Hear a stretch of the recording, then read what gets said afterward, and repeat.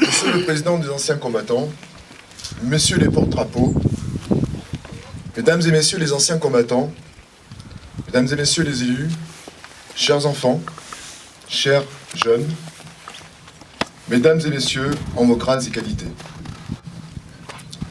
Que de morts, que de souffrances, que de désespoir durant ces 4 années terribles. J'ai choisi, aujourd'hui, un poème d'Aragon pour imager ces terribles moments. Les ombres se mêlaient et battaient la semelle. Un convoi se formait en gare à Verberie. Les plateformes se chargeaient d'artillerie. On hissait les chevaux, les sacs et les gamelles. Il y avait un lieutenant roux et frisé qui criait dans la nuit sans arrêt des ordures. On s'énerve toujours quand la manœuvre dure et qu'au-dessus de vous éclatent les fusées.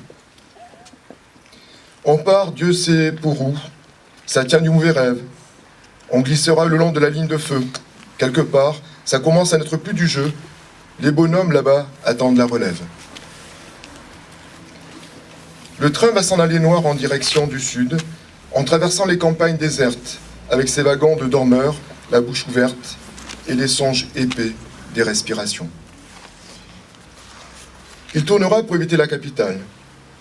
Au matin pâle, on le mettra sur une voie de garage.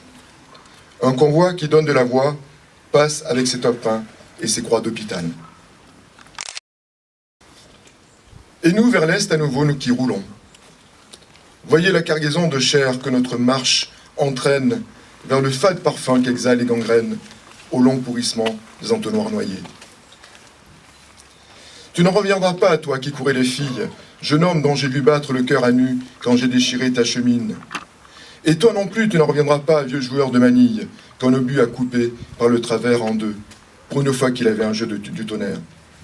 Et toi, le tatoué, l'ancien légionnaire, tu survivras longtemps, sans visage, sans yeux. Roule au loin, roule le train des dernières lueurs.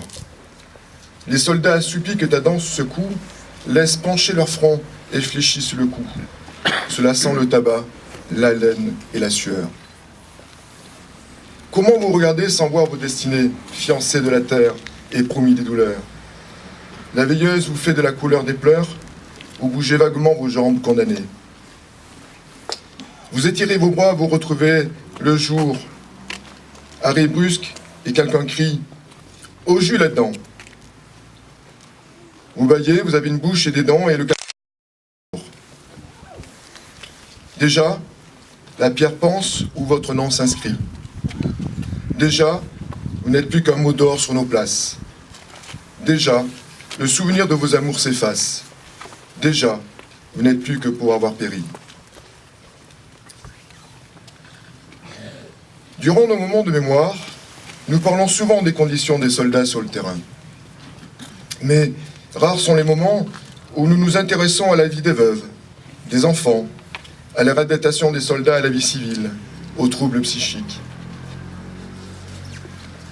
La préparation du centenaire a permis de collecter une quantité importante de documents familiaux, permettant ainsi de comprendre ce qu'était la vie des familles, des enfants, des soldats de retour du front. Au-delà du devoir de mémoire, c'est un travail important sur le souvenir familial qui s'est développé ces dernières années. Les poilus et leurs femmes, nos grands-parents pour beaucoup d'entre nous, ont laissé beaucoup de photos, de lettres que les petits-enfants découvrent comme des trésors. Nos grands-pères, comme tous les combattants, n'aimaient pas parler de la guerre, mais ils étaient fiers d'avoir défendu la France, leur pays et leur drapeau. Ceux qui ne sont pas revenus ont laissé 800 000 orphelins dès 1918. Mais en 1929, c'est au total 1,1 million d'orphelins de guerre, soit un jeune sur 12, qui vivront en France à la suite du décès de leur père revenu malade, blessé, gazé. Le statut de pupille de la nation sera créé pour eux le 27 juillet 1917.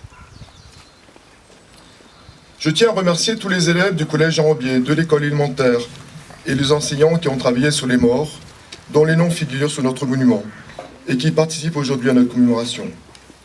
Merci aux élèves du Siol et à leurs professeurs, et à la chorale et à leurs professeurs pour nous accompagner aussi dans cette commémoration. Merci à Jacques Stantut qui assure à toutes les commémorations le bon déroulement de la cérémonie. Et enfin, merci à messieurs Triard, Villautré, aux élus et aux services qui ont mis en place une exposition exceptionnelle. Je voudrais terminer en rappelant qu'après la victoire, il y a normalement la paix. Que cette paix, on le voit bien de nos jours, est fragile. L'Europe est en paix parce que des femmes et des hommes travaillent autour d'un idéal européen. C'est grâce au rapprochement franco-allemand que cette paix peut être durable, d'où, à notre niveau, le jumelage avec Gunzenhausen. Restons confiants en l'être humain, et rappelons-nous les paroles de la paix sur terre de Jean Ferrat.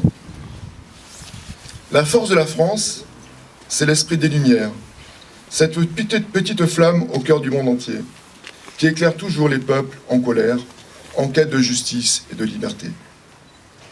Parce qu'ils ont un jour atteint l'universel, dans ce qu'ils ont écrit, cherché, sculpté ou peint.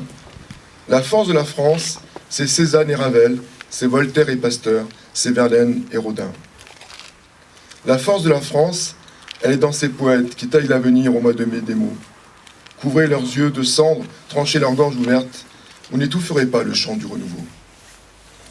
Nous ne voulons plus de guerre, nous ne voulons plus de sang. Halte aux armes nucléaires, halte à la course au néant. Devant tous les peuples frères qui s'en porteront garants, déclarons la paix sur terre unilatéralement. Vive l'Europe, vive la République et vive la France.